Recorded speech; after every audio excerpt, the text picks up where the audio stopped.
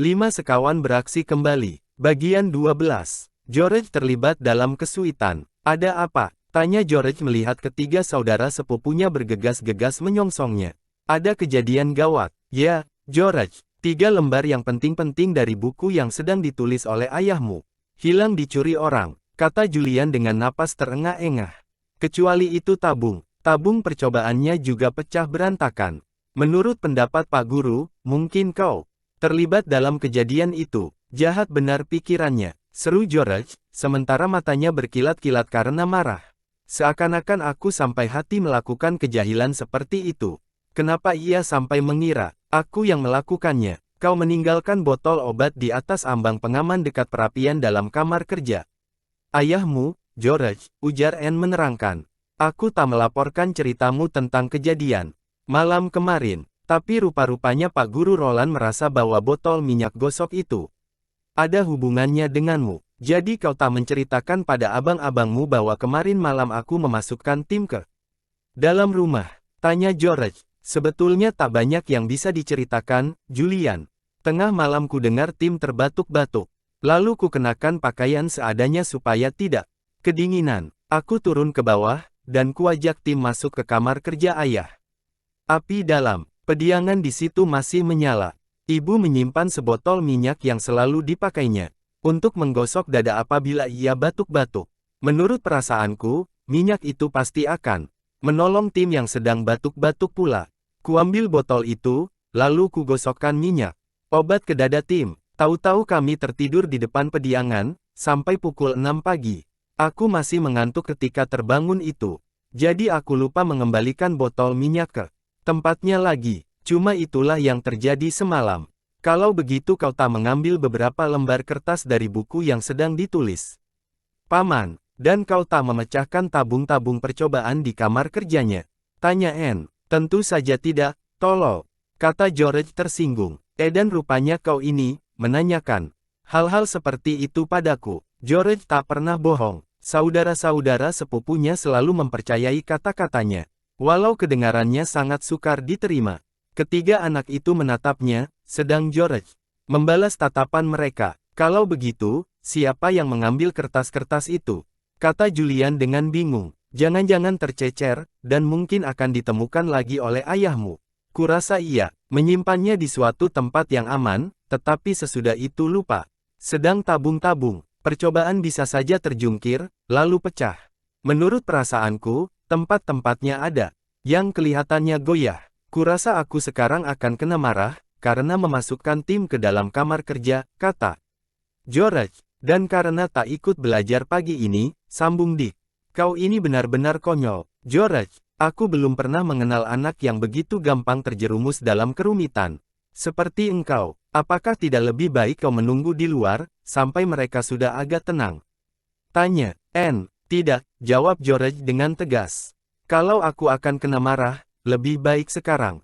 Juga, aku tidak takut. Anak itu berjalan menuruni jalan di bukit, diikuti oleh tim yang seperti biasa berlari. Larian mengelilingi tuannya. Ketiga saudara sepupunya mengikuti dari belakang. Mereka merasa tak enak, karena sebentar lagi akan mengalami kesulitan. Pak Guru Roland kebetulan melihat dari jendela, ketika anak-anak datang beriringan. Dengan segera ia membuka pintu depan. Ia melirik George. Ayahmu menyuruhmu menghadap ke kamar kerja, katanya. Kemudian dipandangnya ketiga anak lainnya. Kenapa kalian pergi dengan tidak menunggu aku dulu? Tanyanya jengkel. Aku tadi sebenarnya ingin pergi bersama kalian. Oh ya, wah, maaf, ujar Julian dengan sopan. Ia tak mau menatap guru pembimbing mereka. Kami cuma jalan-jalan sebentar ke Bukit Batu. Georgina, kau kemarin malam masuk ke kamar kerja ayahmu? Tukas Pak Guru sambil menatap George, sementara anak itu membuka mantel dan topinya. Aku hanya mau menjawab pertanyaan-pertanyaan ayahku, dan bukan pertanyaan. Pertanyaanmu, ujar George menantang. Kau ini kurang ajar, perlu dipukul, kata Pak Guru Roland. Kalau aku jadi ayahmu, pasti kulakukan. Tapi kau bukan ayahku, jawab George dengan ketus. Ia menghampiri pintu kamar kerja, lalu membukanya. Di dalam tak ada orang. Ayah tak ada di dalam, kata George. Sebentar lagi akan datang, kata Pak Guru. Masuk saja ke dalam, dan tunggu di situ. Sedang kalian naik ke atas. Bersihkan badan, karena sebentar lagi kita makan siang.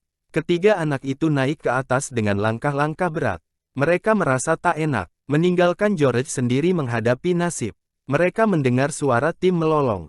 Lolong di luar, anjing itu rupanya tahu bahwa tuannya sedang mengalami kesukaran.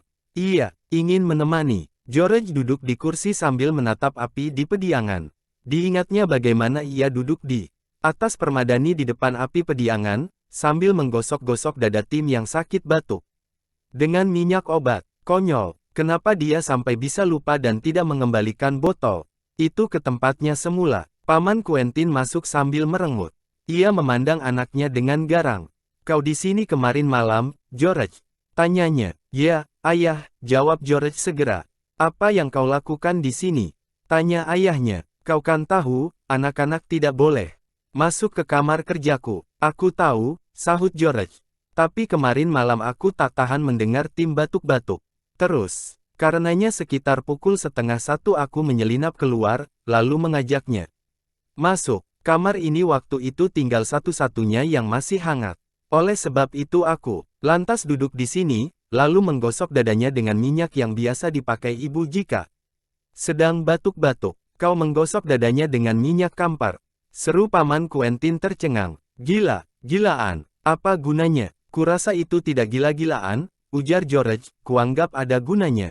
Dan batuknya hari ini sudah sangat berkurang. Aku menyesal masuk ke ruang kerja ini. Tapi aku tak menyentuh apa-apa. Kemarin malam terjadi sesuatu yang gawat di sini, George, kata ayahnya sambil memandang George dengan serius. Beberapa tabung percobaan yang kupakai untuk mengadakan eksperimen penting kutemukan pecah berantakan. Dan yang lebih parah lagi, 3 lembar kertas yang penting hilang dari buku yang sedang kutulis. Kau berani bersumpah bahwa kau tak tahu menahu tentang kertas-kertas itu.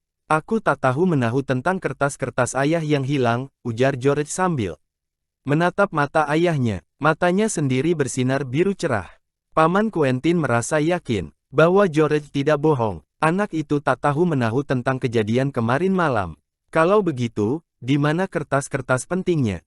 George, kata Paman Quentin dengan suara yang sudah menjadi lebih tenang, ketika aku pergi tidur pukul 11 kemarin malam, di sini semuanya masih beres.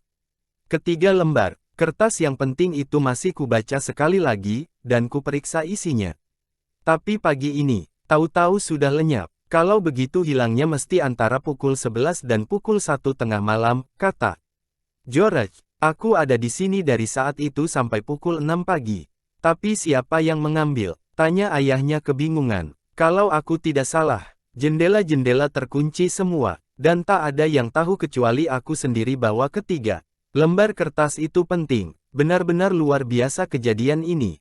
Pak Guru Roland mungkin tahu bahwa kertas-kertas itu penting, ujar George lambat. Lambat, tak mungkin, Edan, ujar Paman Quentin. Dan andaikan ia menyadari pentingnya kertas-kertas itu, mustahil dia yang mengambil. Roland orang yang baik sekali. Oh ya, aku teringat lagi, kenapa pagi ini kau tak mengikuti pelajaran? Aku tak mau lagi belajar dengan orang itu, jawab George. Aku benci padanya. George, kata ayahnya dengan marah. Aku tak senang mendengar kau ngomong begitu. Apakah kau ingin kehilangan tim? Tidak, ayah, jawab George. Ia merasa lemas mendengar ancaman ayahnya itu. Ayah tidak adil, memaksa aku dengan jalan mengancam akan membuang tim. Jika ayah melakukannya, aku akan minggat. George tidak menangis. Ia duduk lurus-lurus di kursi, dengan mata menatap ayahnya. Sikapnya menantang. Paman Quentin mengeluh. Ia teringat, sewaktu kecil dia pun sering kali disebut anak yang sukar. Mungkin George mendapat sifat keras itu dari dia. Sebetulnya anak itu bisa baik dan manis.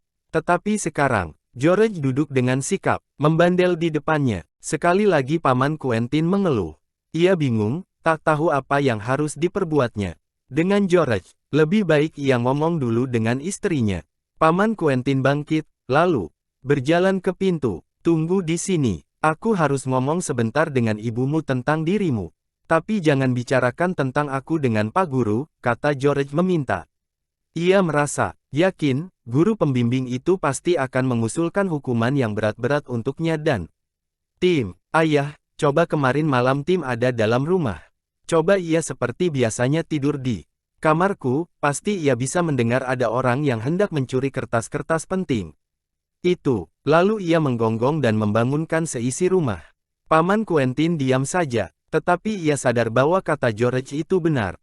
Tim takkan membiarkan ada orang lain masuk ke kamar kerja. Aneh, kalau ada orang memanjat jendela kamar kerja dari luar, mengapa Tim tidak menggonggong tengah malam kemarin? Tetapi, letak kandangnya di sisi lain. Jadi bisa saja ia memang tak mendengar apa-apa. Pintu kamar kerja ditutup Paman Quentin. George masih terduduk di kursinya. Matanya menatap rak sebelah atas pediangan. Di atas rak terdapat sebuah jam yang berdetak. Detik, George merasa sengsara. Segala-galanya kacau balau. Sementara memandang itu, ia menghitung-hitung papan pelapis dinding cerobong pediangan. Begitu saja, karena iseng. Berapa jumlah papan pelapis di situ? 8. Berapa? 8. Kenapa angka 8 menarik baginya? Di mana disebut-sebut persoalan 8? Papan pelapis dinding. George berusaha mengingat-ingat. Ah ya, tentu saja. Dalam petunjuk jalan rahasia, di kain linen tertera 8 kotak. Bujur sangkar. Sayang, di rumah pertanian Kirin Farm tidak terdapat 8 lembar papan pelapis di atas tempat pediangan. George memandang keluar jendela, karena ingin tahu apakah kamar itu menghadap ke timur. Ia hendak melihat letak matahari. Tetapi sinarnya tidak masuk lagi ke kamar, karena hari sudah siang. Namun tadi pagi kamar itu diterangi cahaya matahari. Jadi, mestinya menghadap ke timur. Bayangkan, ia berada dalam kamar yang menghadap ke timur. Dan di situ ada sebagian dinding yang berpapan pelapis 8 buah. Apakah lantai di situ juga dari batu? Lantai kamar berlapis karpet tebal. George bangkit dari duduknya, lalu pergi ke dinding. Disingkapkannya tepi karpet di situ. Matanya menatap ubin batu yang lebar. Kamar kerja itu berlantai batu. George duduk lagi di tempatnya. Ia memandang ke 8 papan yang di atas pediangan. Dicobanya mengingat-ingat papan yang mana yang diberi tanda silang pada gambar petunjuk. Tetapi tak mungkin petunjuk itu memaksudkan sebuah kamar di Pondok Kirin. Jalan rahasia berawal di Kirin Farm, yang ditinggali keluarga petani Sanders. Tetapi siapa tahu, barangkali saja jalan rahasia terdapat di Pondok Kirin. Memang, kain petunjuk itu ditemukan di Kirin Farm. Tetapi kenyataan itu tidak perlu berarti bahwa jalan rahasia berawal di sana, meski Ibu Sanders merasa demikian. Hati George berdebar-debar. Ke-8 papan itu harus kuperiksa semua, untuk mencari papan yang pada kain petunjuk. Diberi tanda silang, pikirnya. Barangkali saja bisa tergeser, dan sekonyong-konyong. Aku akan berhadapan dengan lubang tempat masuk ke jalan rahasia. Ia bangkit untuk melaksanakan niatnya. Tetapi tepat pada saat itu pintu kamar terbuka. Ayahnya masuk dengan wajah serius. Aku sudah ngomong dengan ibumu, katanya. Ia juga sependapat, bahwa kau telah bersikap tak menurut, kurang ajar dan menantang. Kami tak bisa membiarkan kelakuanmu yang seperti itu, George. Kau perlu dihukum. George memandang ayahnya dengan perasaan cemas. Asal jangan Tim ikut-ikut dihukum. Tetapi tentu saja hukuman itu ada sangkut pautnya dengan Tim. Sehari ini kau harus tinggal di kamarmu. Kau harus segera tidur. Kecuali itu, kau tak boleh bermain-main dengan Tim selama 3 hari, kata ayahnya. Akan kusuruh Julian mengurus makanan dan mengajaknya jalan-jalan. Kalau kau masih tetap membandel, kami akan terpaksa memberikan Tim pada orang lain. Kedengarannya memang aneh, tetapi aku khawatir Tim berpengaruh jelek terhadap dirimu. Tidak, ayah, itu tidak benar, teriak George. Aduh, dia akan sedih sekali apabila aku tak boleh melihatnya selama 3 hari. Nasi sudah menjadi bubur, George, ujar ayahnya. Sekarang kau langsung masuk ke tempat tidur. Di sana kau pikirkan baik-baik kata-kataku tadi. Aku sangat kecewa melihat kelakuanmu selama masa liburan ini. Kukira pergaulanmu dengan ketiga saudara-saudara sepupumu telah mengubah watakmu menjadi anak perempuan yang biasa dan penurut. Tapi, kenyataannya kau bahkan menjadi lebih parah. Paman membuka pintu. George keluar dengan kepala diangkat tinggi-tinggi. Didengarnya, suara orang-orang sedang makan siang di kamar makan. Ia segera naik ke tingkat atas. Lalu berganti pakaian dengan baju tidur. Sambil masuk ke tempat tidur, pikirannya melayang ke anjingnya. Ia merasa sedih, karena tak boleh melihat Tim selama 3 hari. Takkan ada yang bisa tahu betapa sayang George pada Tim.